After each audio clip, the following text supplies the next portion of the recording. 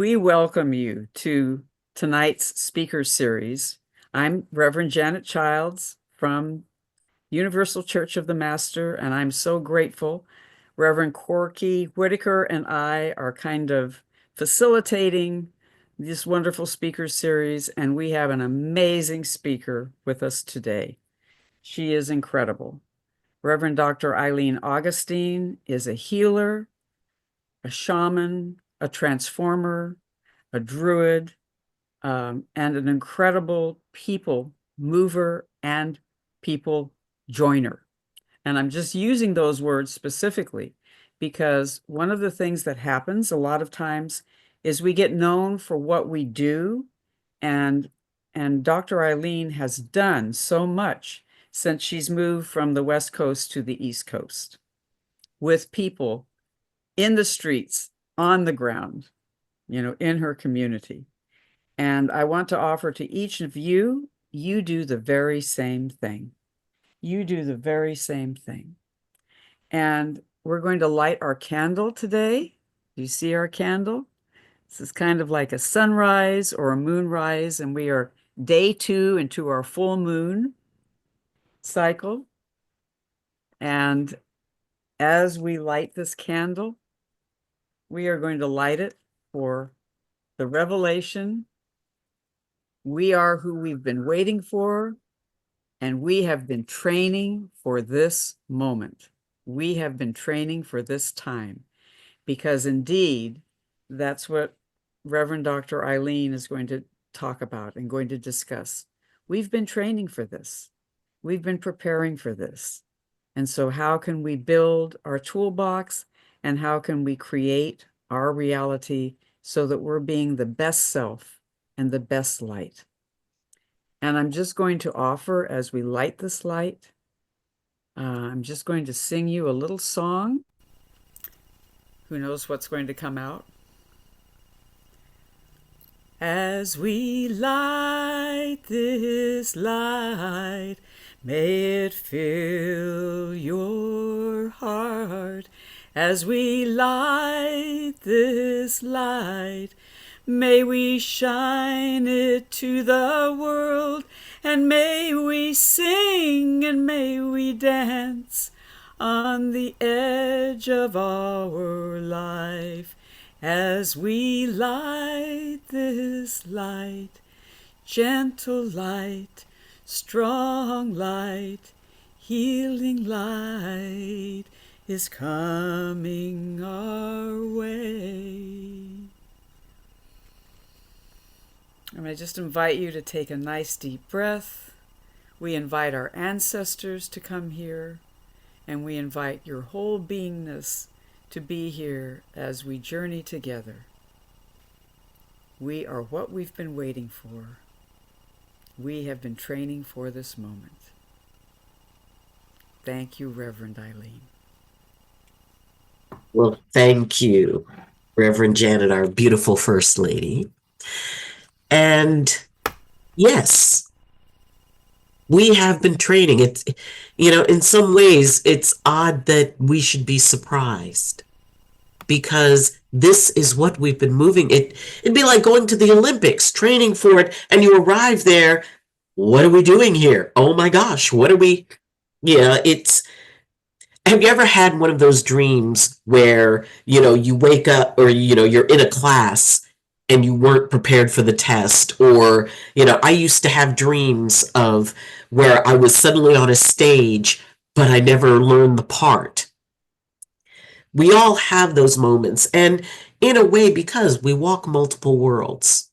One of the worlds is that of our regular life, for Harry Potter fans, Muggles. And that idea of the everyday world, the everyday grind, the, paying bills and, doing all of those things. But we have also taken time on our spiritual paths that may have spanned multiple lifetimes, of that one strand that was consistent in all those lifetimes was that walk, was that path. So we haven't just been training in this life. And it hasn't just been us. It's been every us that has ever existed. It is every other being that we have been connected to. We are a part of an amazing tapestry. And we have been weaving the pieces of this tapestry together long before any of the political upheavals. And I've been hearing a lot about that. And I remember 8 years ago, I was woken up with phone calls at 2 o'clock in the morning. What are we going to do? What are we going to do? Oh my gosh. And I said, what you're going to do is you're going to have a glass of warm milk and you're going to go back to bed. Because you're going to wake up tomorrow. You will still have the things you need to do. You will still have things to prepare for. And it'll be fine. It's going to be okay. And that is really, to me, at the heart of the training, is to remember we're going to be okay. We're going to be fine. Because we understand that everything that happens is guided. How many of us have been brought really hard, difficult things in our lives, yet those are the things that we grew most from? Those points when we were scared, those moments that we didn't think that we had any idea how we were going to make it through, and yet that moment is now a memory, which means we made it through. Everyone needs to remember that if we are here in this life, pulse, breathing, we've overcome 100% of everything that we've ever faced. 100%. Every challenge of our minds, bodies, and spirits, we overcame. In some cases, we did it through our individual fight and that individual battle, because we all have to go into that place, that deep, scary place, that tunnel. And sometimes we have to go through there alone. We have to face what's in there. But we always know in the back of our minds that there is the other end of that tunnel. We will step back into the light. We will be more for what we have experienced in the dark. That is where our strength comes from. That is where our faith comes from. Blessed are those who have not seen and believe. And a part of that, what we don't see, are those things that lie in the dark. Which, as I was always told as a child, there's nothing there in the dark that isn't there in the light. So when we think about the fact that this is what we've been training for, well, if this is the moment we've been training for, what were the moments that brought us here? Why did we choose the path that we take? Why did we choose to start training? What was that call within us? That faith, that connection that said, okay, at some point, I'm going to be stepping up into something more. And every step in my life is going to lead me to that. And I will trust that I will not be alone in it.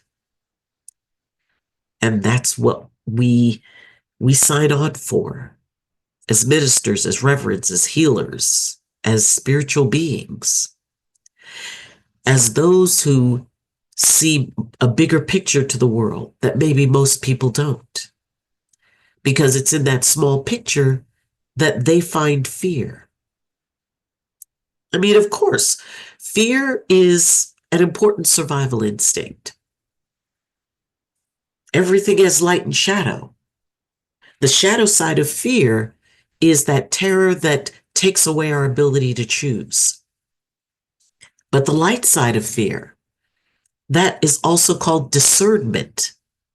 It's called gained wisdom. It's called that thing that says, if I put a bag on my head and run onto the freeway, bad things will happen. We're not going to do that. When we go past a dark alley, it says, No, we're not going to wander down to find out what that sound is in that dark alley. We're going to keep walking. We're going to stay safe. So fear is not a bad thing, only when it takes away our ability to choose. We train to maintain our ability to choose. To me, that is at the heart of it. Because once we lose the ability to choose, then we start going into, that fear place that prevents us from being what we can be. It prevents us from remembering what we can remember. The generations that came before us that fought battles that were pretty bad. Those who, were a part, and at some point, everybody was a part of a people that were persecuted, that were mistreated. And there was a lot of fear. There was a lot of fear. And to me, a lot of what people seem to be going through during these times, I have a feeling and a saying that you usually find what you look for. And when people start looking, not based on what they know, but what they fear, what they think could be rather than what is, that's when they start filling in the gaps from the creative mind and saying, well, this could happen, therefore it will. The energy we put into it, because the mind does not separate initially. If we have a thought, our brain will treat it as if it's occurring right then. It may be a memory. It may be, have you ever thought about an old embarrassing moment and you feel embarrassed? Or you think about an old angry moment and you feel anger. You feel it at least for like that hot second. When you first remember it, your brain releases the same chemistry as if it's happening then. And you feel it then. But it's not in that moment. But our brains treat it as it is out of survival. It will automatically go. It's sort of like the way the body develops antibodies based on what it's exposed to. It's like, oh, well, I was exposed to this. So whether it's a particular type of a flu that we would gain immunity from, but the reason we have immunity is the brain records it and says, okay, I recognize this, and this is the biological, physiological response that needs to happen. The exact same thing happens with old fears, old shame, old anger. And what I believe is that sometimes we forget that, first off, we're not alone. Second, everything happens according to what is ultimately best for us, what moves us forward. And yes, we are heading into a time where a lot of people are scratching their heads, and because of fear, because of an inability to remember that we are far more powerful, we have overcome more. As a species, we've overcome a lot.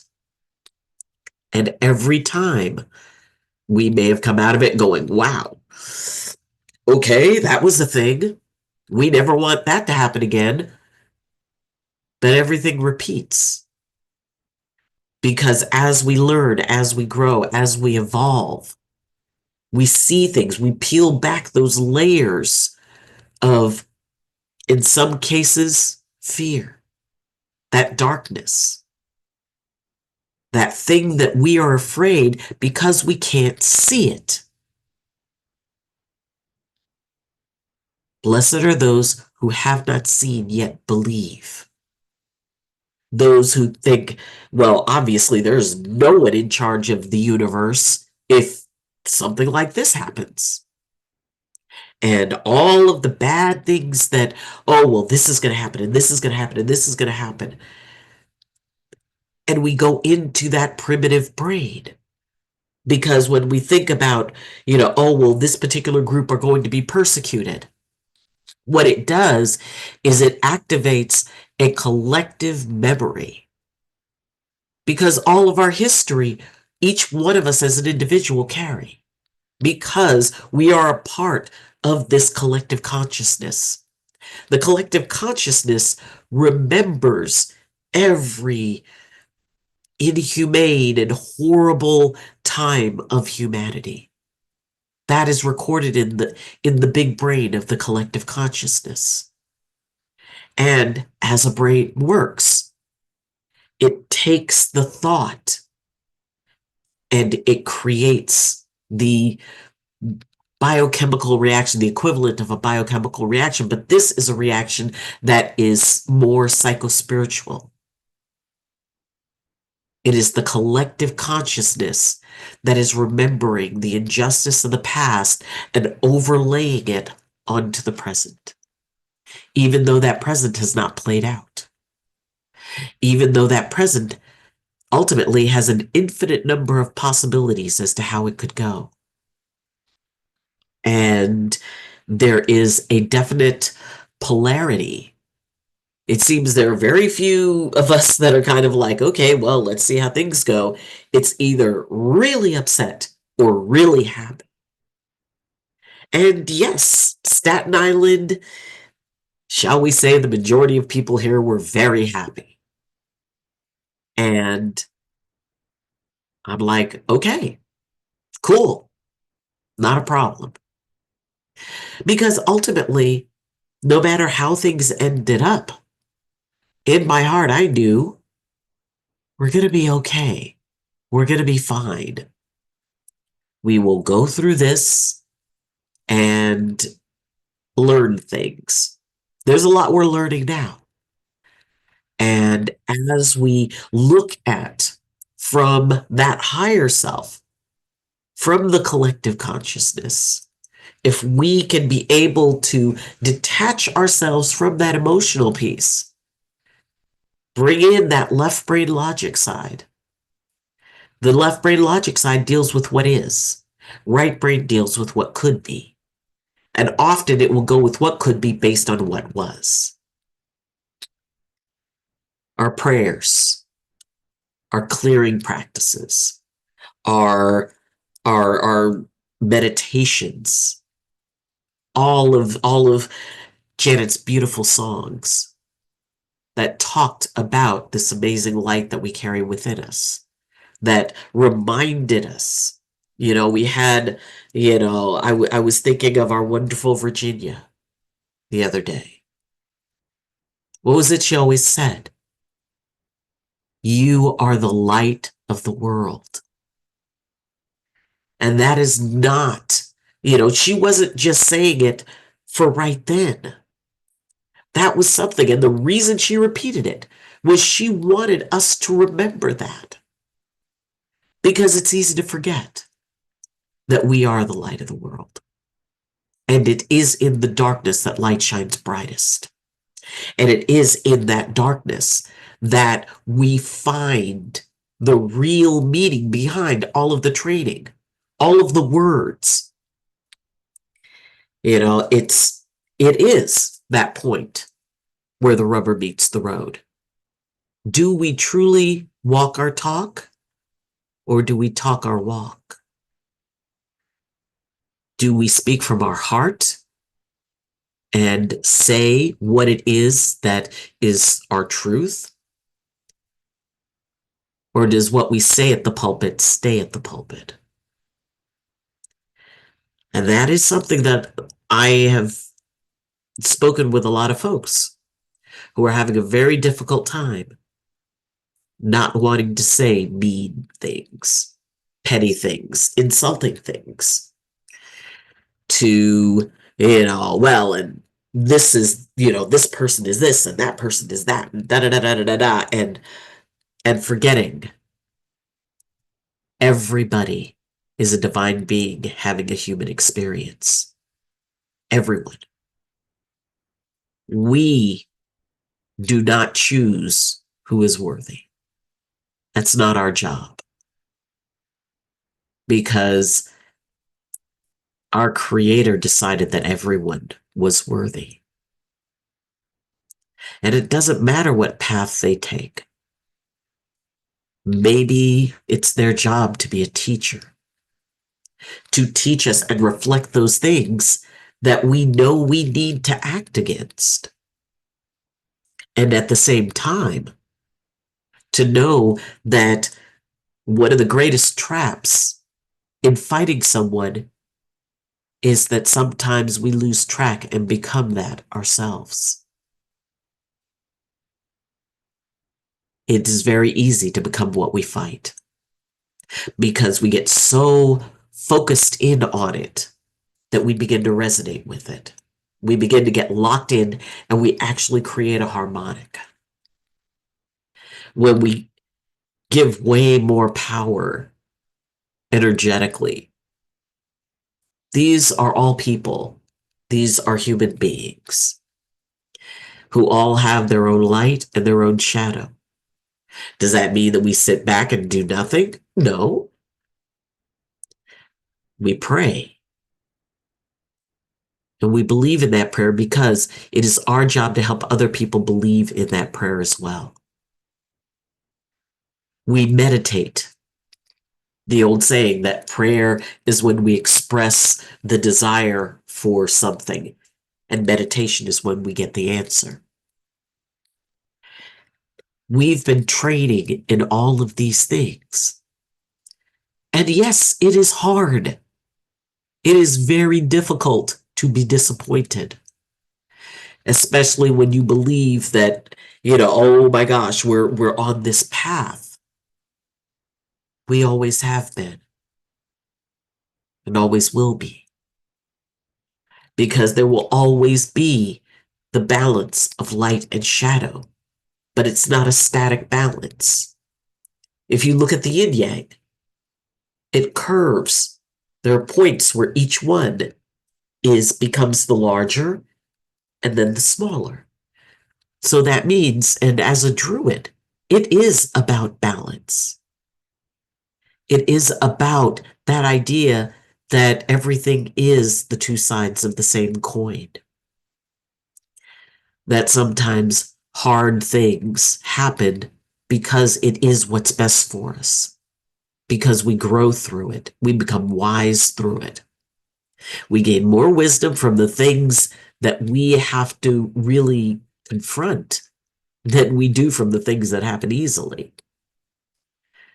And when we look at that, and for each of us, everybody's training was different. There were certain commonalities, but everyone had their own unique path, their own unique experience with it. And each one of those pieces are a thread in that tapestry. Well, everything that is to come is already in a completed part of that tapestry. We just don't see it, but the tapestry is complete. We're just experiencing it as one thread. So all we're seeing is like, oh my gosh, there's this section of it, and that looks really bad. That looks really scary. For us to be able to remember our training in identifying honestly what we're feeling, to be able to use our training to go, you know what? I'm scared. And it's okay to be scared. There's nothing wrong with it. There's nothing wrong with saying, I am grieving an outcome of something that I feel was not just. I am confused at the outcome because I thought more people thought like me. And I think that everyone needs to experience their grief. And I think everybody should be able to freely explore that. What does this really mean to me? Okay, we have a particular outcome that occurred that is going to affect this nation significantly. What is it about that? What thoughts does it bring up? What is the feeling? Where do we identify it in our body, minds, and spirits? Because that is also a part of our training. The introspection. When something big happens, we turn inward because we need to know exactly where we're at in order to be able to figure out how we're going to manage it for ourselves and how we're going to help others manage it. So that introspection piece is very important. And we've all done it many, many, many times. And my apologies, I'm having a sinus thing. So sorry. Anyway.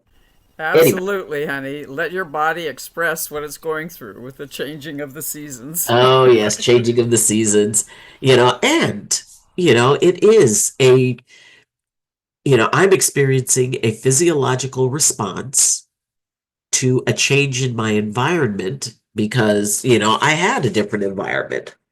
And while this is my second winter here, I'm still adapting to an entirely different, you know, physical environment, the weather and all of that. So yes, often we will become instinctively and physiologically reactive to change. Change can be, even a good change can create stress. And even something that, had it gone another way, there would have still been trauma and fear and all of that. So we have the situation we have. And we can choose first to honor the fact that we have a particular feeling about it. What is that feeling? Even if it's, I hate this, okay, then let yourself hate it for as long as you need to be able to peel back the layers of that hate and find fear.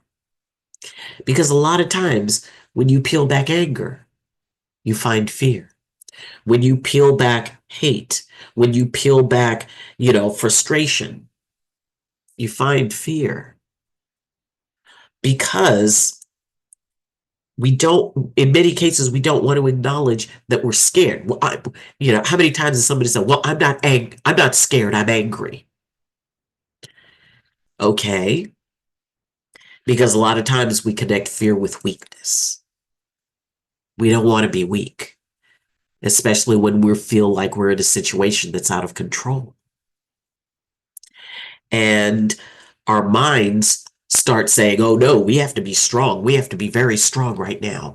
Because if we're not strong, we're going to be weak and everything's going to go horribly.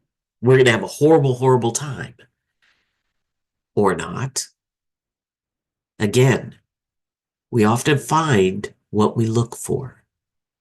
If we look for a learning experience, if we look for an opportunity to bear witness to a tremendously dynamic part of human history, because it goes way beyond just an election.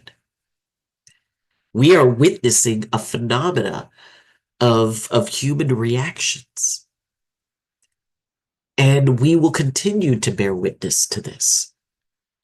And it's going to be tough. It's going to be difficult until we are able to remember our training, to fall upon our training, to remember that this is simply a tiny blip in the entire course of human events, which 50 years down the line, probably nobody is even going to be paying attention to because there'll be all kinds of other things to pay attention to. People are going to tell a lot of different stories about this time. We need to observe as sacred witnesses so that when questions come up about it, we can make sure that the stories are told with truth. And that is something sacred. To be observers, the Druids, that was their main thing. It wasn't about, a particular leader or king or whatever, and, you swore your fealty to them. We really didn't. We served those who were, if a king was defeated and another king came in, it's like, all right, I will observe and I will serve as I would, because it was all about the big picture. It was all about not falling into, well, if I didn't get my way, it's going to be horrible. And this change is, it's going to be bad because, those are bad people and they're going to do bad things. They might, and they might not. There is an infinite list of possibilities of what could happen. And if we're going to tell ourselves a story, why not make it a good one? It doesn't mean deluding ourselves. It doesn't mean if you have an opportunity to take action, you should take it. If you feel called, if there's some sort of a social action that you want to be involved in, whether it's a protest, whether it's a support system, go as you feel your heart leads you. Because this is the time that we've been waiting for, or one of them. It's going to be all right. First off, my mother always had the saying, she considered her life a big book. And she would say, I don't know what's in my big book, but I will always trust the one I know is writing it. Our lives here are a big book. And once we can remember that we can trust the one we know is writing it, then the bumpy parts, the difficult parts, the challenging parts, they're not quite so scary. We have been led into this moment. We are aware in this moment. We have choice in this moment. We can acknowledge grief. We can acknowledge our fear. Acknowledging something doesn't mean you surrender your choice to it. You simply acknowledge that it exists. These are the things that concern me. Okay, that's a good start. But then we can bring in our training, knowing that these things that concern me, they're being held by someone I trust. I am being held by someone I trust. As is this nation, as is this world. And there are lots of things that are happening all over the world that that have injustice to it. There's a lot of places in the world that are suffering, where people are suffering. Leaders that do not care about their people, from our view. And we're witnessing it third person. This is our space. And while we sit with fear and anger on one side of us, and hope, because hope is always present on the other side, one thing we can be clear on is that no matter what, we're not alone. And that is something that our training has taught us. And it doesn't matter what that vision is and how it looks and how it's set up of that supporting consciousness. for us to be able to say, I'm upset and I'm scared. And I know I'm not by myself in this. It was interesting. I had a little girl who, my bus was in an accident. And what we do is if there are children on it, then we have to call paramedics because then they check over the children. And, even if it's just a very simple thing. Well, one of the kids had to, because of his age, they decided because he had hit his head against a part of the side of the bus. So the paramedic said, look, we have his mom on the phone and we're going to take him in and we're going to take him in so that we can be able to, check him out more thoroughly. We know, we're sure he's fine, but this is the protocol. So it's like, okay. So one of the little girls who was his cousin was crying. And then another little girl started crying. And I looked at the first girl and I said, okay, take a breath. Your cousin's going to be fine. And then I looked at the second girl. I said, why are you crying? Well, she's upset. And I said, okay, but why are you crying? And she said, well, I feel bad that she's upset. I said, okay, do you believe that crying will help her feel better? She said, well, I don't know. I said, okay, which do you think will help her feel better?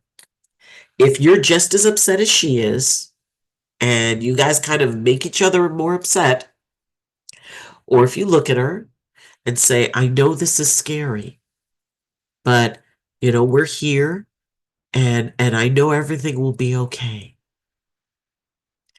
And she thought, these are first graders. And she thought, she goes, well, I think the second one. And I said, well, how do you know? And she looked at me and she said, well, because that's what you did. When it first happened, you told us it's going to be fine. And you smiled at us and we felt safe. And I said, okay. I said, well, I've got a lot of stuff that I need to do to take care of all of this. So could you do me a favor? And could you help the others the way you saw me do it? And she said, you mean you want me to pretend to be you? And I thought about it. I said, do you think you can? And she said, yeah. So I took off my hat and I put it on her. I said, okay, you're me. I've got to go and, get some information because I had to go get the police report, take pictures and stuff like that. And she had the hat on and the other kids were looking at her like, is she in charge now? I said, yep, she's in charge. For the next few minutes, she's me. So I went and I took care of all the stuff. And on the inside, I was freaking out. It's like, so I get back on the bus. Everybody's quiet. They're all talking. And I said, so how'd it go? And, she said, well, I think I did okay. She took off the hat. She goes, but I think I'd rather you be in charge. You be you again. I said, okay. Isn't that what Creator's asking us to do? Creator's saying, okay, I got a lot of stuff that I've got to take care of here. I need y'all to wear my hat for a few minutes. Help each other. Take care of each other. Keep each other from being scared. I'll be back. I'm not going far, but I just need you to hold on to that hat for me. You know, we talk about a God jar. And for those of you who don't know what it is a jar you cannot see through that when something comes up, something that's upsetting, you write that thing down and you put it in the jar and you close the jar up.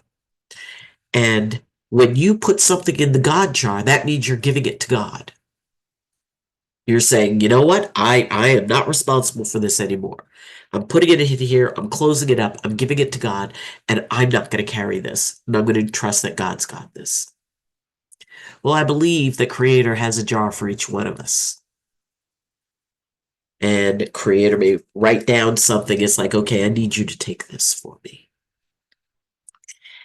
And that is a way that we can help others through this.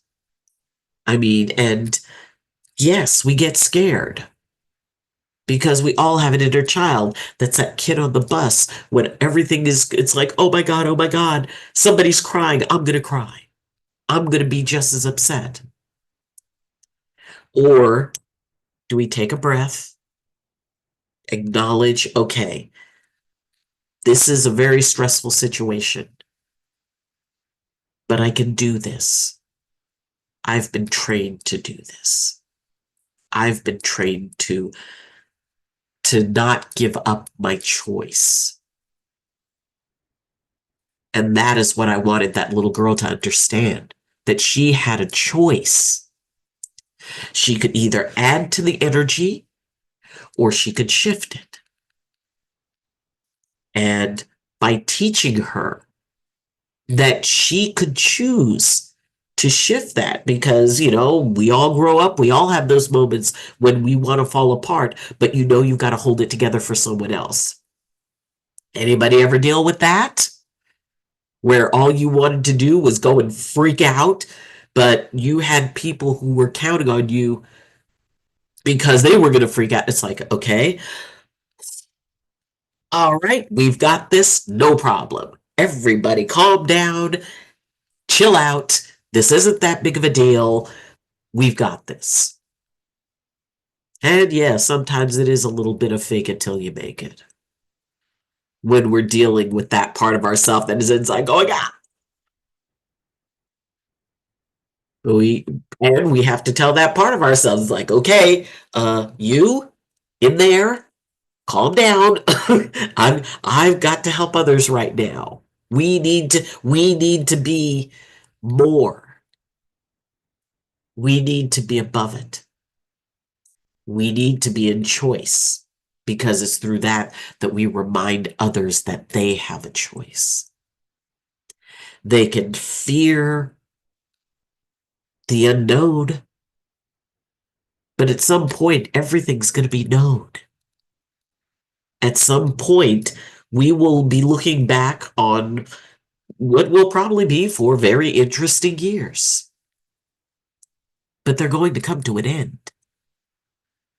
And as we consider, okay, you know, for those who need to consider what went wrong, look at that. But look at it from the point of a historian. Look at it from the point of there is a lesson in this. There is a gift in this. The little black box that from the airplane that goes down. How do we get here from where we started? Because once we establish that, then we can go, okay, where do we want to be? And how do we get there? What is the pathway forward? Because there's always a pathway forward. It's not, well, we're screwed, that's it. No, we're not. Far from it. And that idea that everyone deserves prayer. The people that we don't agree with or dislike should get it even more. It's not our job. We were not trained to believe that we had the right to choose who is worthy and who is not. Frankly, I'm praying a lot for certain folks. And I'm praying for those who are scared, who feel that this whole, you know, crazy train is going to run over us all. No. I pray for those who firmly believe that what they're doing is right. Because that's at the heart of everything. Everybody feels they're doing what's right for the country. Unfortunately, there's a lot of disagreement on that. That each person feels that what they believe, and I've talked to a lot of folks out here. Again, a lot of people very happy here. And I talked to them, and one person, they said, because I saw them the next day and they were like very excited and they're trying to tone it down for me. And I said, well, you know what? Take the victory lap. You earned it. I'm not upset. Really? I said, well, it was a process that has gone on in this country. It was an election and it turned out the way it turned out. I said that no matter what, I would have a new president in this nation.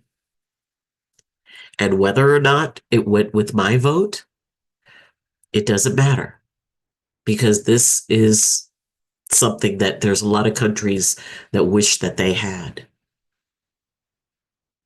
We had an opportunity and the people spoke, whether they were people I agreed with or not. So, yes, I have no problem. And it is interesting how many people will come up to me. It's like, well, it's really going to be a lot better than you think. It's going to be so much better, and I was like, I hope so. I said, but it'll be whatever it's going to be. And they were worried I wasn't going to be friends with them. Why not?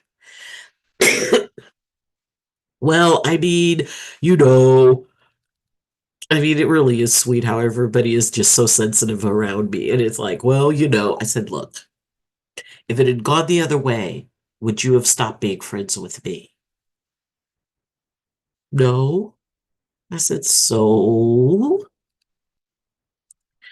because that's also a part of the fear. The fear of that reaction, the fear of, the interaction. And there were a lot of very interesting stories going around Thanksgiving. And that idea that we do understand what it's like to have things not go your way. We understand things not seeming fair. In fact, unfair has been a word I've been hearing a lot over the last couple of months. It wasn't fair. And there was another group saying that 4 years before. The thing is that as we are trained, fair has never been something that was ever promised to us. Fair is based on getting the thing we want in the most comfortable way. But we often gain out of what is uncomfortable. I am very curious to watch how the next few years unfold. Looking at it from this is making history. We are experiencing a chapter of history. We are the sacred witnesses, as we were trained to be. To be able to look at the situation, to acknowledge our emotions in it, but then take those emotions and place them in a very special, safe spot, and then observe to find those places where we can be able to help smooth things over, to create harmony where there's dissonance. And even if it means, you know what? Some days you get the bear, some days the bear gets you, but we can move forward and be better. We can show that no matter what situation we're in, we can share our faith, We can be able to say, we're all going to be all right. But the only way we're going to do that is if we remember we're all together in this. No matter what perspective you hold, we are all together in it. And coming from a place of compassion, coming from a place of acceptance, coming from a place of going through our grief and understanding the true nature of our grief. And sometimes you got to peel some things back. You got to go into some very uncomfortable places. People are having to deal with some very deep-seated things within themselves, their own biases, their own prejudices. And now, we're all taking this collective deep breath before the dive. But it doesn't have to be the dive. We can float on our backs and just ride the wave. And if we see somebody else who is struggling and flailing, we can let them know, you know what? You can choose that. I mean, you're free to choose that. But wouldn't you rather learn to float? Wouldn't you rather learn to be able to ride it? Because as you do that, as you tap into that training that spans far beyond any little event in the entire experience of humanity, from when man first began communicating with one another, collected into communities, to be able to say, I'm not going to make that petty joke. I'm not going to feed into the negativity because I'm better than that. And the reason I'm better is because I'm trained. I've had, both kids and parents, and in fact, some other drivers say, you are always so calm with the kids. You get them to listen to you. You get them to calm down. Even on back when I was a matron and I would be on the special ed buses, drivers would say it was amazing because, even the roughest kids would get on the bus and soon I'd be sitting there and I'd be talking to them and I'd be interacting and, we'd be talking about video games and these kids who would normally either take a swing on a matron, one lady got spit in her face, the kids are very, very defiant. I didn't ask them to change. All I did was say, my job is to keep you safe. So if I ask you not to sit on the top of the seat, it's because I'm scared that if the bus has to stop quickly, that you'll fall and you'll hurt yourself. And my job is to keep every one of you safe. And if a fight starts, my job is to make sure you guys are safe. And I know you're better than this. I believe in you. And that is, they would ask, how do you know to talk to the kids in a way that they find receptive, in a way that has them trust you? I was trained. I was trained by being a mother. I was trained by being a child. I was trained by seeing my sons interact with their friends. I was trained by acknowledging the angry inner child in every adult. Because when I'm talking to adults, yeah, I know the one that I need to talk to is that angry child inside of them. And there's a lot of angry inner children out now. But that's okay, because they have us. They have people who can help. It's like, somebody just kind of going off on it. You know, I get that it's kind of a scary time, isn't it? It is a really hard time. You're scared for both the people you love and for people who seem vulnerable. And it makes a lot of sense to be uncomfortable in this. And usually people will, once their angry inner child, their frightened inner child is acknowledged, not told that they're wrong, because this isn't about telling anybody who, makes a comment or makes a negative comment, well, you know what, you really should be not making a negative comment. That is not wrong of you. You're not a spiritual being. It's not about that. It's about acknowledging that it is the inner children that are kind of running amok right now, because that angry inner child does not have the power to choose. They react. They don't choose action. And they can be taught to choose. They just don't initially have that. So when we're talking with people who are experiencing stuff, well, everybody who voted a particular way, they're this and they're that and they're that and they're that. It's like, well, I don't think so. I think that there's a very powerful movement that's going on right now. And it has to do with people feeling frustrated. It has to do with the ability to choose to ask that most important question: why? Why did a lot of people feel a particular way?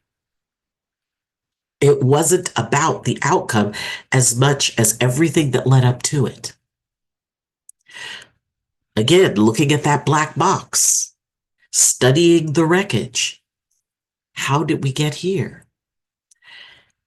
How we got here isn't as much of a question as it is a beginning place to bring it into perspective, to integrate it. Because it's that integration process that I think that a lot of people are really struggling with. They're still at that place of denial, stage 1. Then they've moved into, they go from denial to anger, then back to denial, then back into anger. So when people are stuck in those first couple of places, we can't make them get out of that. What we can do is give them a safe place so that they can talk about it, talk about what they're feeling, not compare it to anything, not try to minimize it or magnify it. Because that is also something that, sometimes when, when the second little girl started crying, the first little girl started crying more, which made the second one cry more. So the idea that, oh, well, we're going to get everybody all wound up so everybody feels as angry as I do. That's a choice. But is it in alignment with our training? Is it in alignment with what we say when we get up at the pulpit, when we're talking to the people and we talk about love, we talk about compassion, we talk about trust, that whatever comes to be, it comes to be for a reason, that everyone has a seat at the table, even those we don't like, even those we disagree with, even those who are truly horrible. They still have a seat. We do what we do. We are what we are because of the tapestry. That one thread that we know that is us and everything we contribute. We can't see the whole thing, But the tapestry is done. We just don't see all of it. But it's already there. The threads that we encounter, they're not there by accident. It's because they were already woven in. Everyone has an opportunity to be a teacher. And some teach by example, and some teach as a warning. We are trained to appreciate both because those who come as a warning, we learn a lot from. And often they reflect that part of ourselves, that part within us that we don't like, that we don't want to face, that we don't want to acknowledge. They become our greatest teachers because it's in those situations that we really learn who we are and we really learn the truth of our training. How we embrace it, how we apply the things we tell to other people. Do we walk our talk or do we talk our walk? And I know here we walk our talk. We get frustrated, we get angry, and maybe even we say a few snarky jokes, call a few names. Helps that inner child feel a little better. But is that our training? We always come back to that. Because at the end of the day, when we look in a mirror, we don't see all of the people we're aggravated by. We don't see all of the things that, is unfair. We see ourselves. That's who we answer to. It is not about what other people do in a situation. It's about how we respond. Are we responding from our training? Are we responding from our truth? And are we willing to allow our own grieving period and at the same time be an example to others? It's like, folks want to get into name calling. And I'll just say, it's like, I tell the kids on the bus, name calling isn't nice. It's never justified. Well, he said, or she said. I said, just because they said, does that mean that it's okay for you? I created this little thing. You can say what you mean and mean what you say, but you don't have to say it in a mean way. And the kids think about that, and you can say what you mean and mean what you say, but you don't have to say it in a mean way. Because who does that reflect on? Does that reflect on the other person or does that reflect on us? Do we fall into the mentality, the hive mind that, well, I'm never going to accept this? You can choose that. But what does your training tell you? Doesn't our training tell us that there is wisdom to be found and something to be gained and a gift in every situation? And it's up to us to find it. We are better than this. And because of our training, we are going to show the world we are better. We are more compassionate. We are accepting. While at the same time, we are going to make sure that our voices are heard through this process.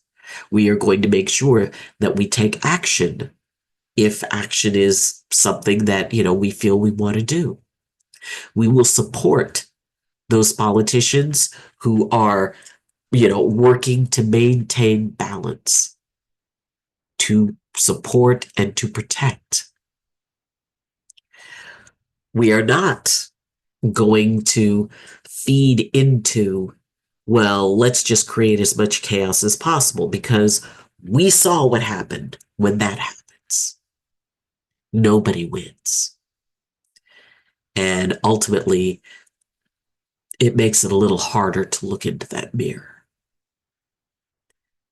We can look into that mirror and know we are growing, we are transforming, we are struggling, we are scared, we are angry, we are frustrated, we are uncertain, but we are also trained. We also know that there is a path through.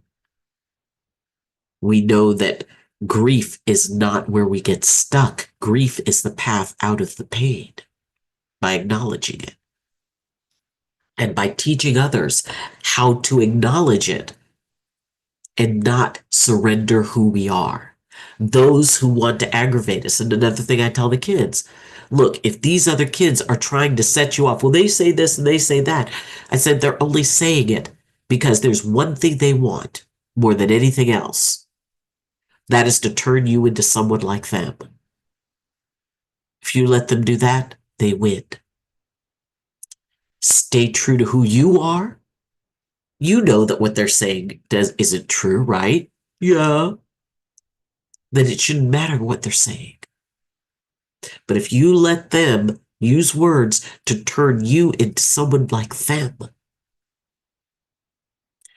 that doesn't do you any good.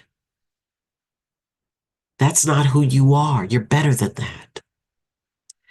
And when children hear the words, you're better than that. And I had one who looked at me and said, no, I'm not. And I looked right back at her and I said, yes, you are. And until you can see that for yourself, I'm going to save that like a special present because I'm going to hold on to that for you. And I'm going to keep telling you. And until you can open that present yourself, I'm going to hold it for you. We are holding that present for a lot of people. If they cannot see that they are more than their fear, they're more than their anger, they're more than the stories that they create. They are better than justifying surrendering 1 ounce of our light just to participate in group shadow. Because that's not the way. You can stand up to something, but you don't have to become it. And that is our training. That is at the heart. We light the way, we show the way. Then we do get out of the way and let them find their way. And if their way is to just go headlong into the darkness, they want to keep feeding it. That is their choice. We can't tell anyone to choose better, but we can demonstrate through our training what better looks like, what peace looks like, what acknowledging someone else's pain without feeding into it looks like. Reminding them we're going to be okay. That's what we were trained to do. And this certainly is not going to be the last time we're going to have to do it. There's a whole lot of humanity left. We've got a pretty good long time here. It is lighting those little tiny lights that help push back the darkness, and there will always be more darkness. But the more people understand that they can have a light in the darkness, that beautiful light, it makes it easier for them to reach for it in the future. And then they become the light bearers. Then they learn from the training we give. Our actions, our words are training people. And I know we're really good at it. And the more people realize, okay, let's take a breath. We're all in good hands. It's going to be okay. We've got a lot of learning. We are going to hold our position as sacred witnesses very seriously. And we are going to observe. And where we find anger and frustration, we will offer balance. We will help them to peel back those layers, to find that fear, to find that frightened child within them and comfort that child.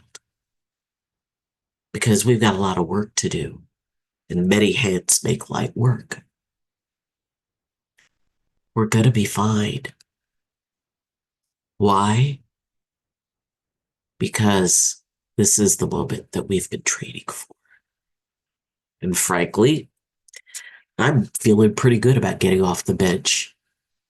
It's sitting back and thinking, well, we've got all these skills, we've got all these abilities, we've got all of this prayer, all of these meditations, all of these positive thoughts, affirmations, all of these candles.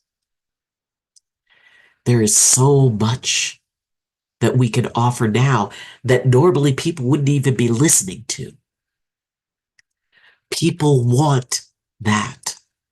They may be expressing anger and frustration, but deep down, they want to know we're going to be okay.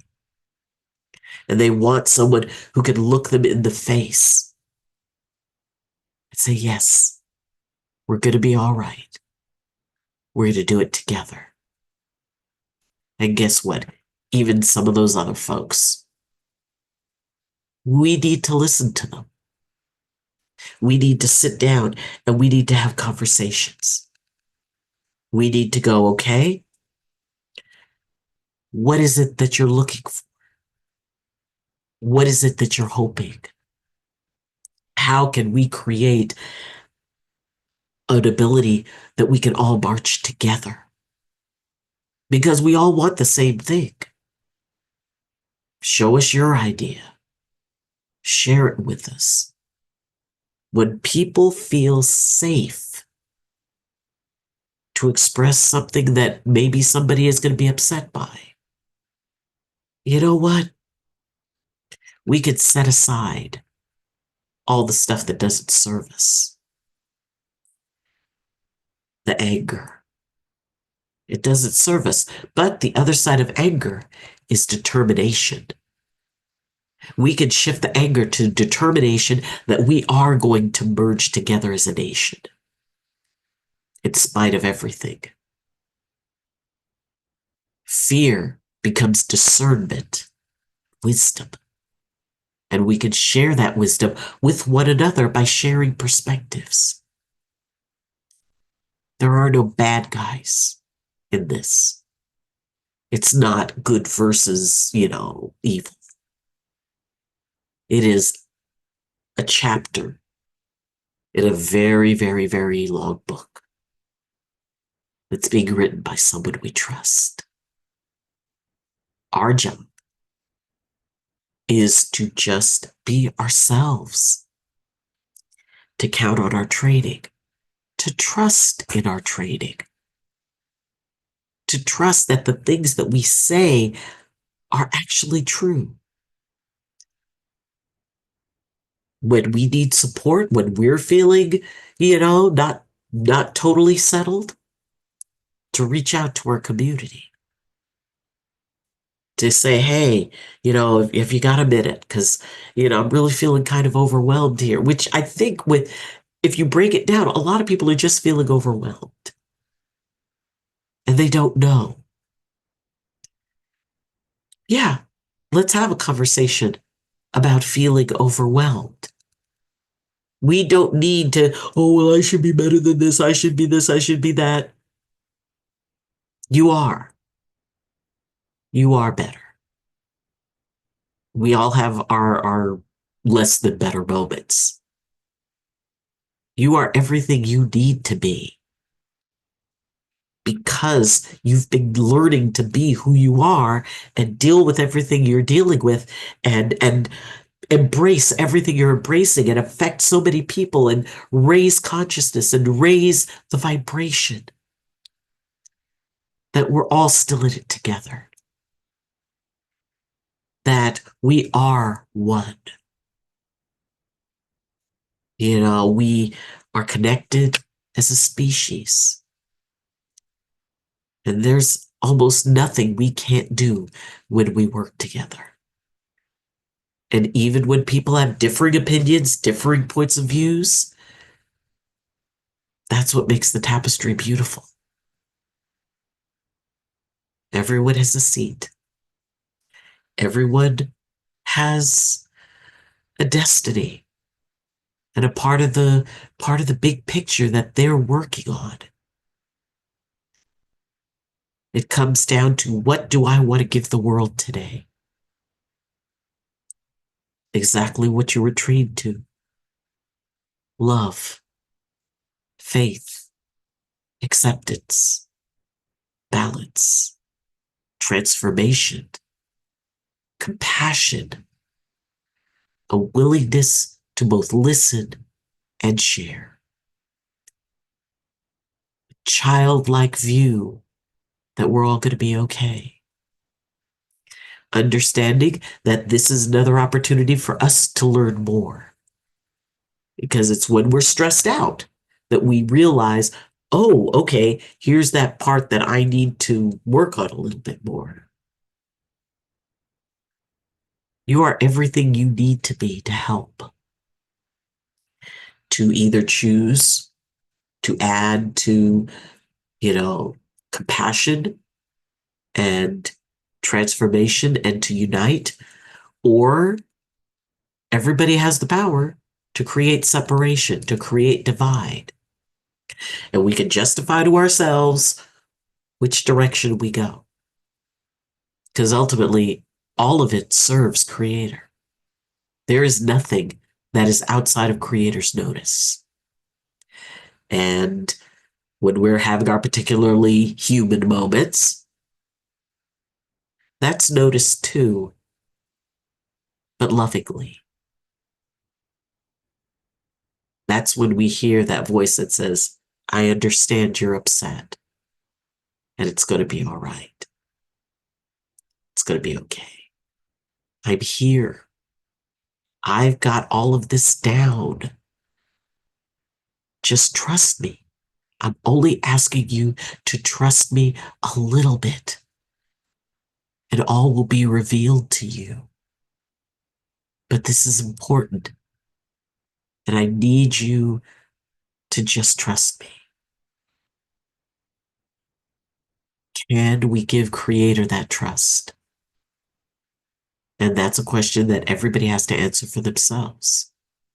How much trust? Our training says our trust is full. Not my way, but thy way. I don't have to understand it to trust it. So consider your training. Consider the gifts that you have been given to regift, even to those you disagree with. Because you may find that in sitting down, if we remove fear, if we remove disappointment, creating an open dialogue. The phrase I always love to use is, I don't understand why you feel the way you do, but I really want to. Can you explain it to me? Then you put a sock in it and listen. Let their words and their feelings and their frustration. Listen.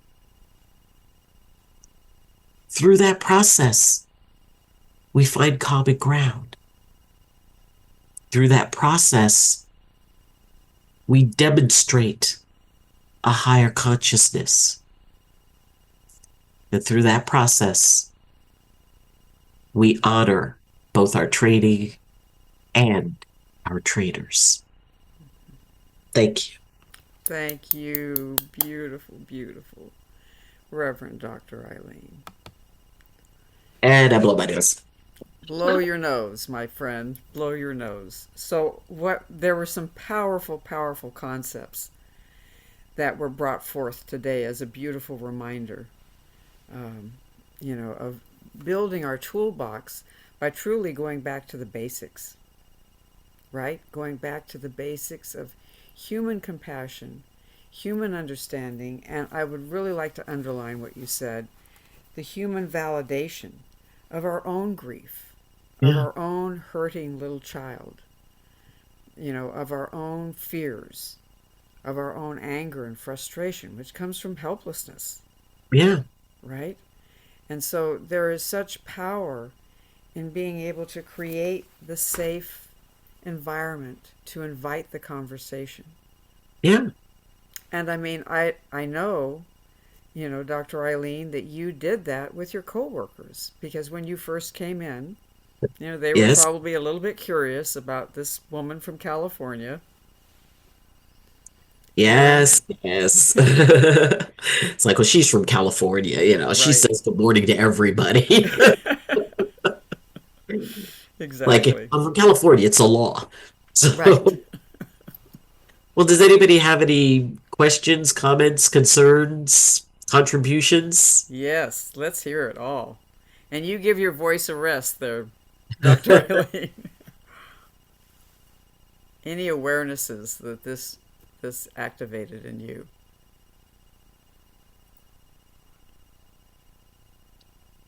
Uh, you know, a lot of things came up for me. And it's a phrase that I use sometimes when I talk about how I came to be in California. And because we did that thing called steal away. And you didn't just, it wasn't just a saying, it was a reality Yeah. because you never knew who was watching you to report you. So your dad or brothers or somebody could be arrested and go to prison for who knows what. This was in 1962, so we're not talking about the earlier 1900s or the 18s or something. We're talking about 1962. And I was sitting here and I heard it steal away. Mm-hmm. And what it means is knowing, having as good a sense as you can have about what it is that you're doing and why you're doing it. You're not doing it to go blow up things or any of that kind of stuff. You're doing it to liberate you and your family from oppression. That's why we were doing this. Yeah. And the Brown family was a family that came out to Santa Barbara, California in 3 levels. And every last one of them was in the middle of the night. And I'm listening to that and I'm thinking, oh my goodness, the journey is how the journey is based on you and what you're doing on the inside and how you apply yourself to your journey. Do not try to do everybody's journey. Right. Well, because that's a load right there. Carrying your own journey is a load. And I was sitting here going, yeah, yeah, it made sense. Pay attention to what you're doing, get clear as you can get, know whom you are trusting, and then you begin your process. And you take your steps and you're aware of what you're doing. You're not just rushing about, you're looking, you're as if you're still doing the same thing. There was nothing about us that said there was something different, but everything was different. And we worked together as a team. And this is the other thing I wanted to say. You have incredible teachings around how you can work together. It's not about fighting. Somebody is better, but it is about being able to be yourself, talk to someone else. They're being themselves, not trying to convince them that what they're doing is wrong and they're being this Yeah, awful person, all that Mm-hmm. kind of stuff. This yeah, is about getting to know them. and having them trust you, and then you begin to build the bridge. Yeah. And it just, then I said, well, okay, there's some more of my life right there. I said, okay. Because I was uniquely different in Santa Barbara, California, with my Southern accent. I ran into it. So I stood up to it. I said, meet me in the park. They never showed up. That's what I had learned in Mississippi. You didn't back down. I went to a tough school. You didn't back down. But I did that because I didn't know what else to do. I didn't have anyone to teach me. That's not correct. I had my dad. And I talk about him because he's what, this is why I'm still here today, and I'm pretty well sure about that. And that I'm sitting here and I'm sharing and talking with everyone, and I'm not who knows where. But he always knew, and he always said, well then, Joyce C. And I would talk to him. Then he would talk to me. And I'd say, sure enough, Daddy.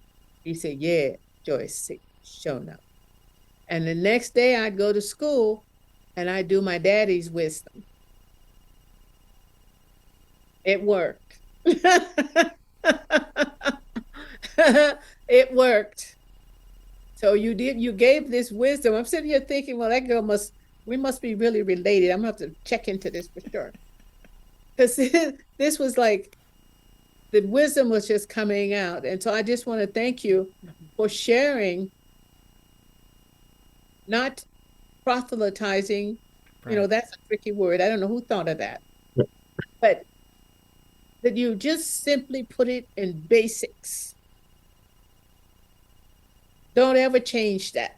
Whatever you do, do not change your basics, because there are a lot of people who want to talk to you, and I think they use a dictionary. We just need the basics and applying it to life. Not hypothetical, none of those things, just applying it to life. And I like that kind of teaching myself because I understand it. You know, I'm not guessing. I can apply it to any situation in my life from the age of 10 to today. That's how much I trust the applying it to life and being sincere and being good to yourself. Mm-hmm. For goodness sakes, it's not always out there, people. You really do need to start inside you, just inside your house. Just start being good to you and learning how to like yourself. One final thing. I can actually do one final. Nobody ever believes it. I remember when I discovered I started liking myself. I still work on that. But the key for me is liking Joyce C. Not what someone else sees, but for me to like me. And that was there today, this evening. I heard that in the way you phrase things and place things, how you work with the children. Wonderful. Just write it up, girl. You need to get the thing in. I agree. Okay, come on. Get it in. Get that thumb up, y'all. Come on, come on. Come on. Absolutely. 100%. You got no choice now, cousin. Just want you to know. Thank you. Mm-hmm. Thank you very much. Thank you very much. Thank you. Annie, you have something. It's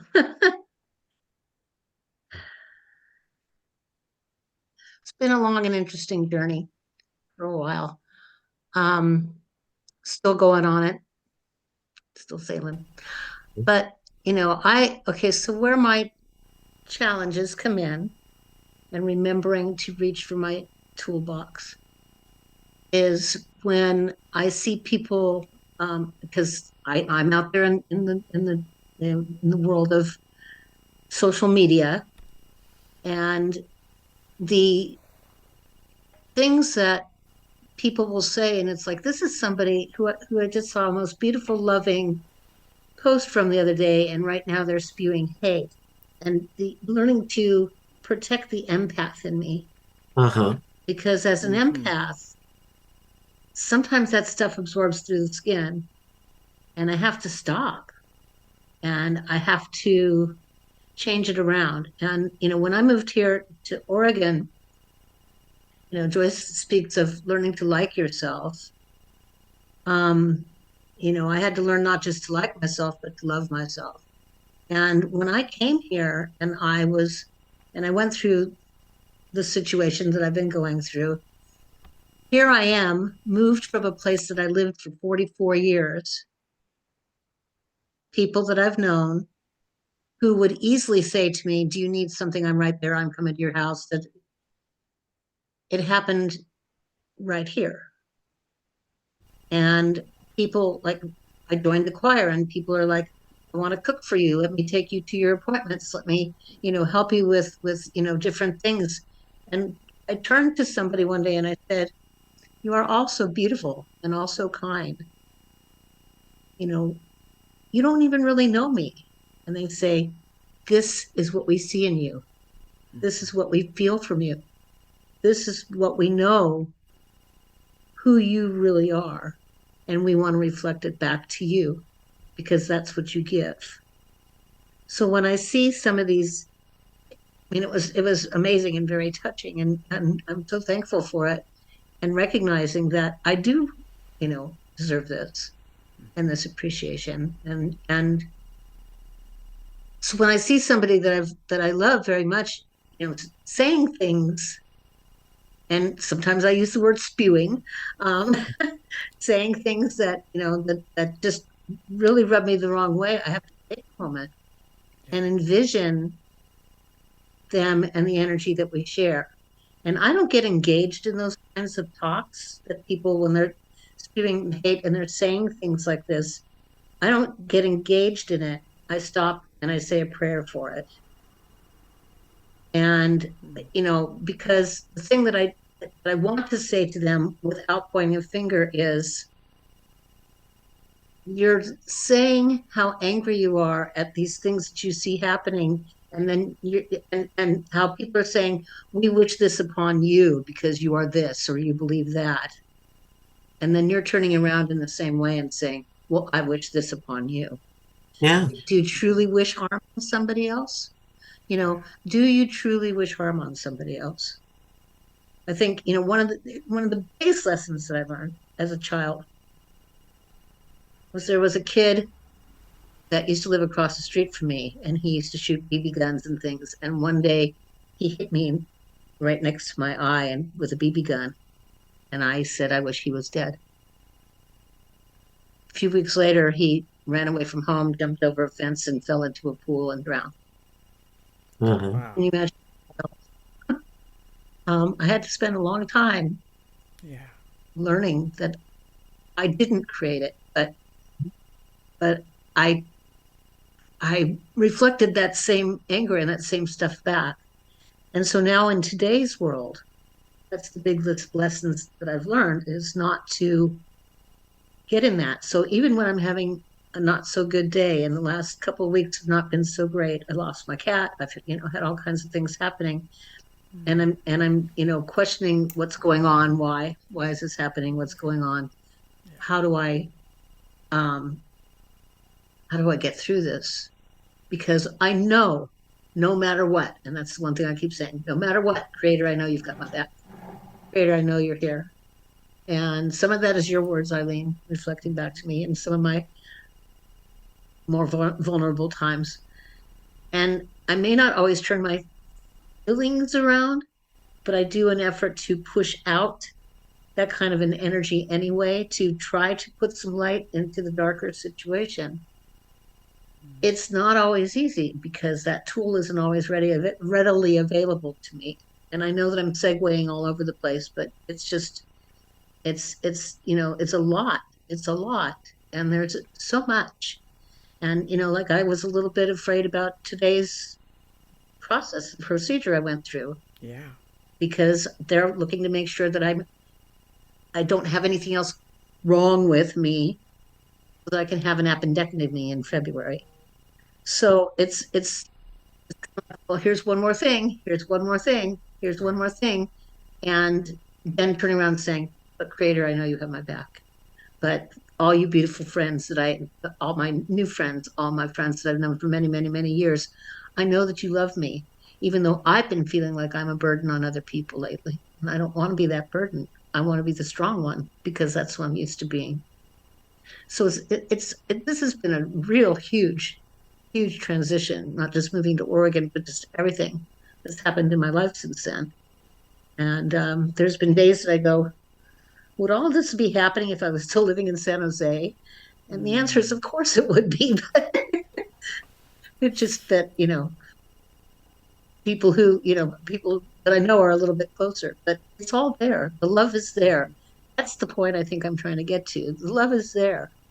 And I've also come to notice recently that a lot of people who were very strong in their conviction with certain political things have turned around and said, I'm starting to see some light and understanding why did I do what I did. Mhm. I'm starting to see, and those are the things that I look at and I go, somehow, some way the light is coming through. Somehow, some way, Creator is helping people to open up to this isn't really how we want it to be. Hmm. So I think I have to stop now, or I could just talk on for the rest of the night. But just so much happening, and so my biggest key is to try to remember what's at the root of it all.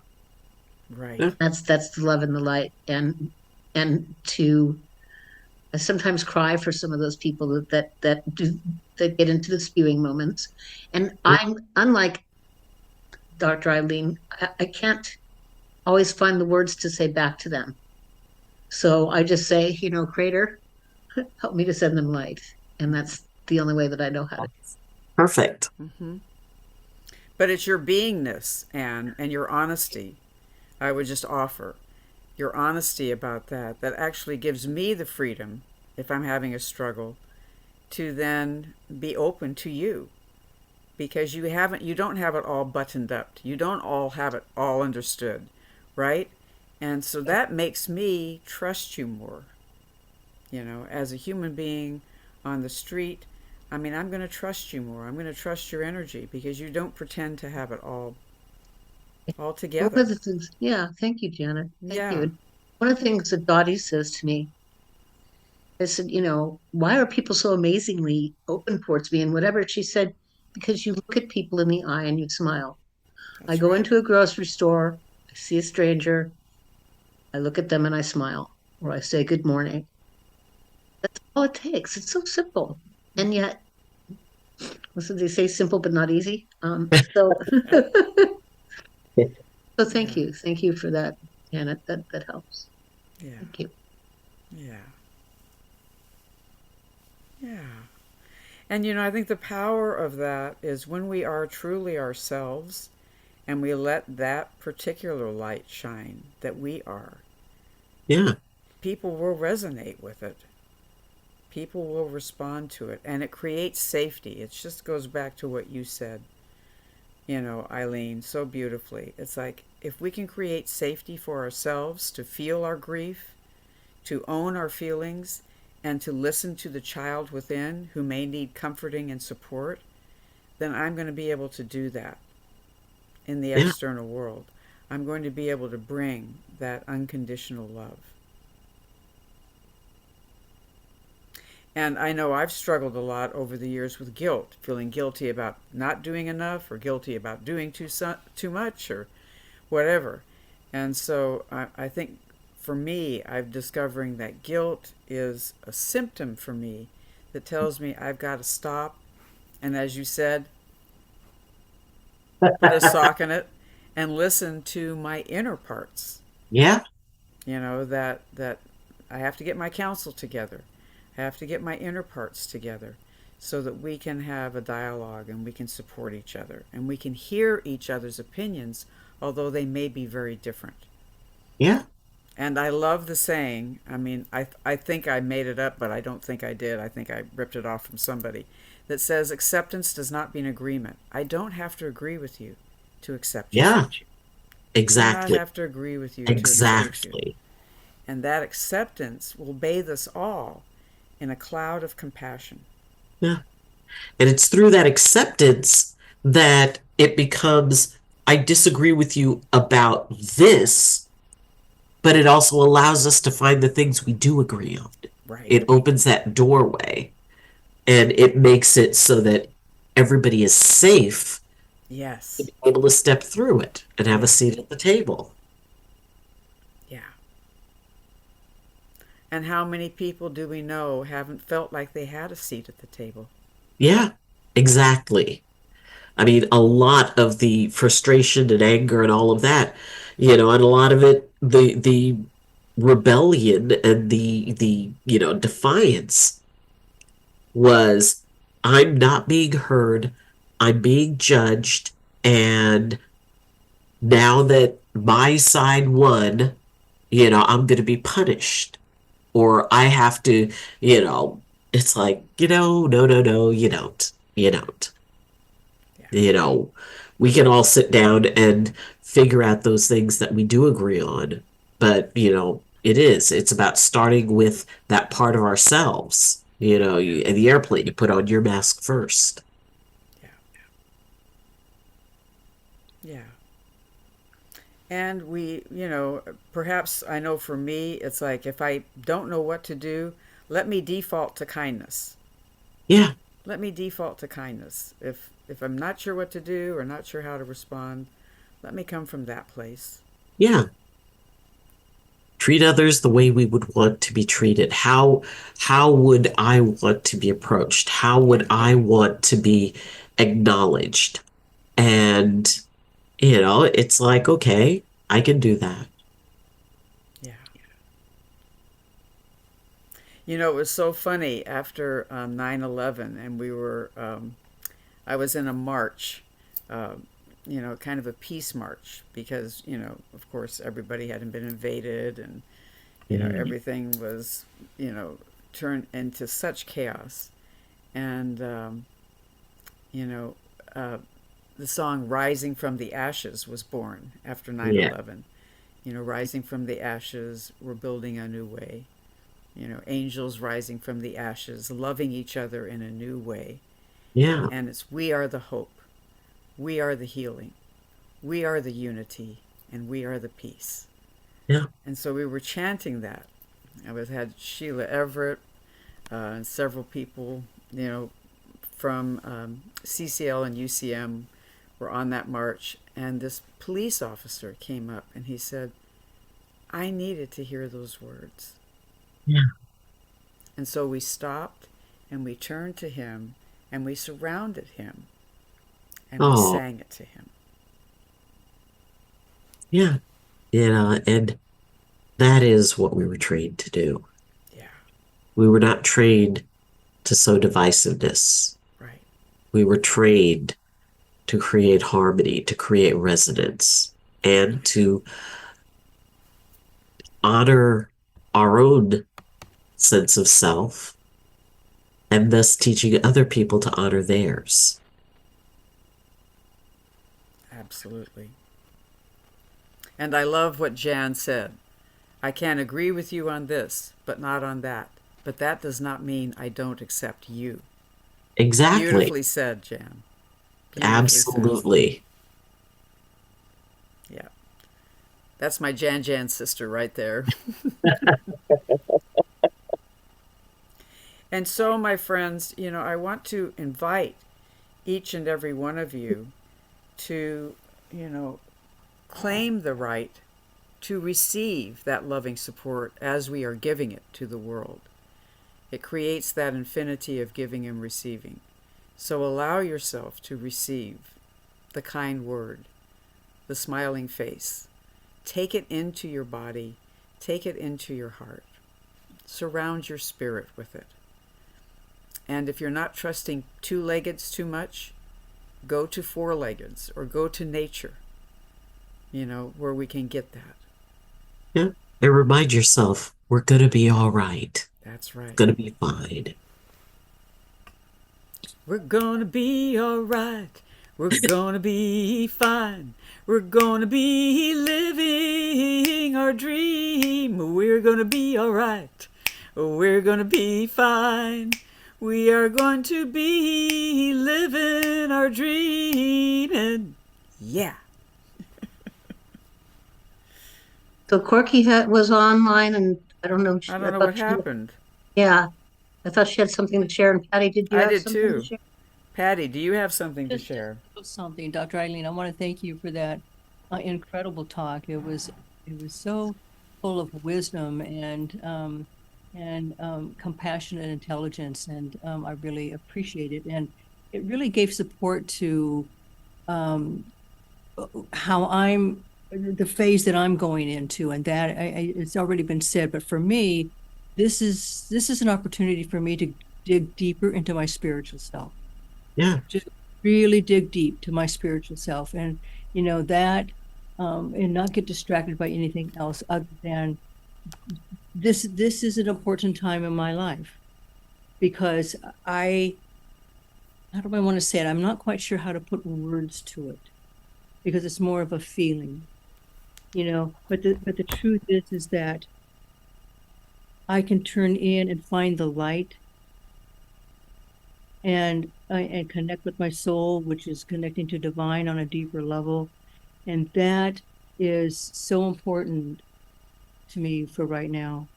And it makes a difference. Makes a Yes. huge difference. And so, that's kind of what I was getting also from your talk, is that it just underlines that whole thing and gives that whole support. And, when we can come into that space with ourselves, we are radiating light. And yes, it might be challenging for us at times to be compassionate and be understanding of those who we see are doing or saying things that might be disturbing to us. But that still gives us more time to, more opportunity to come back to ourselves, to come back to who we are, because we live in a very distractive environment in society.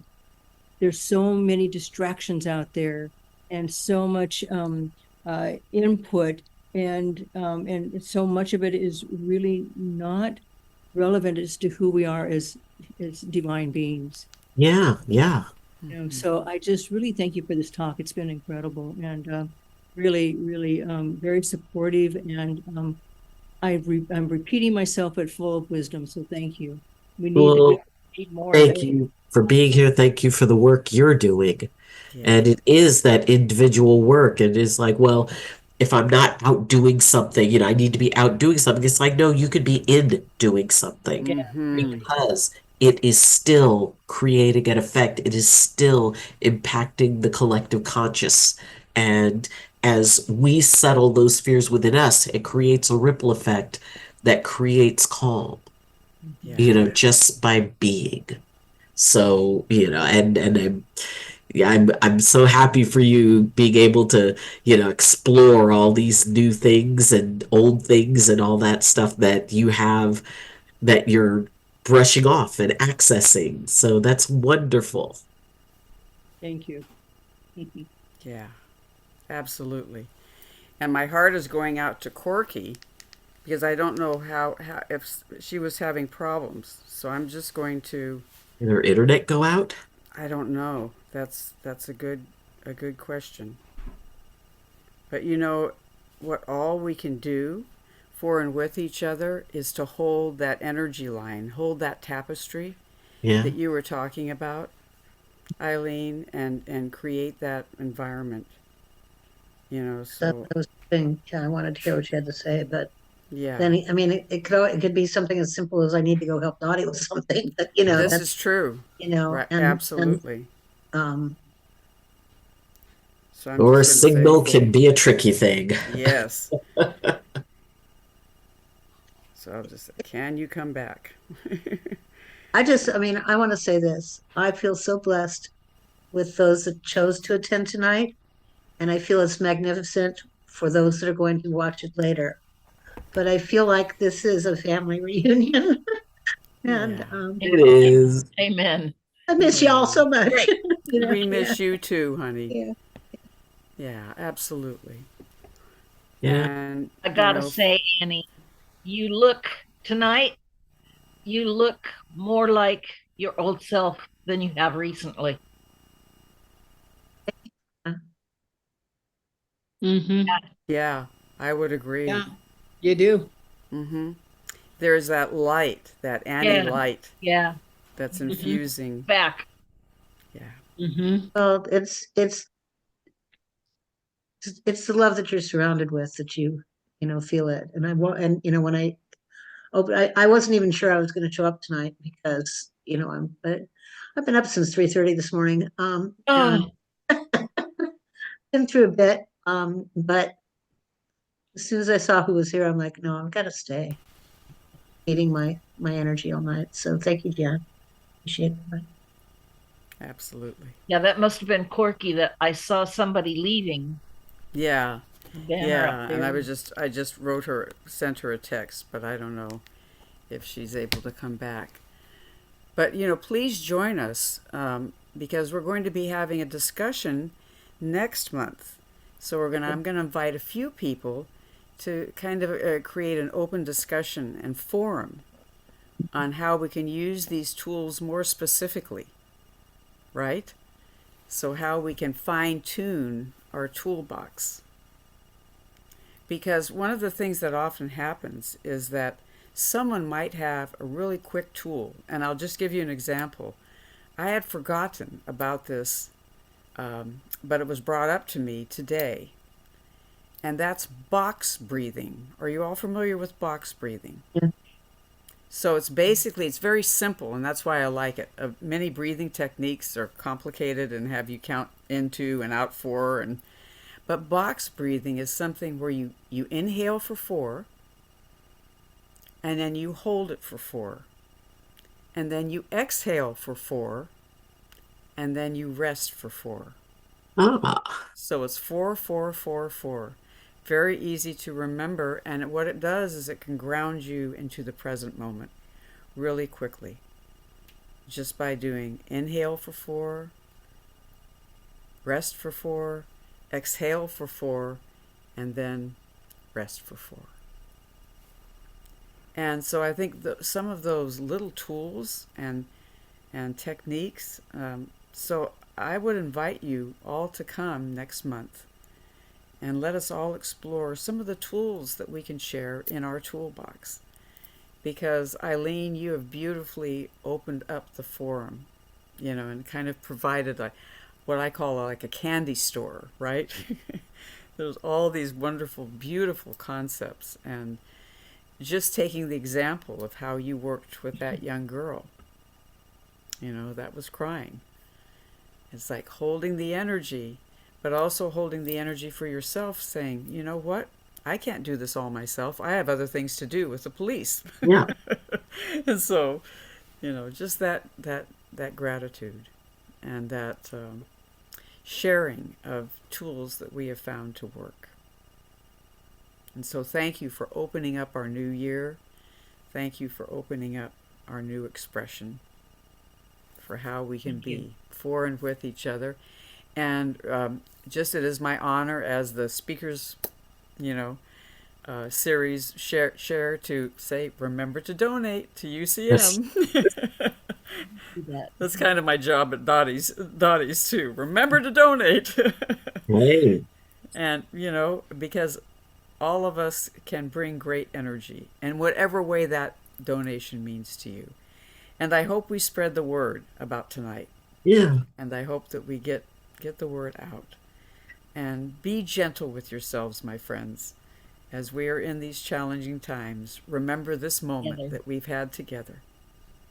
We have been training, and we are trained for this. We've got this. We've got this. Beautiful. Blessings, everybody. Thank you. Oh. Blessings. Thank you.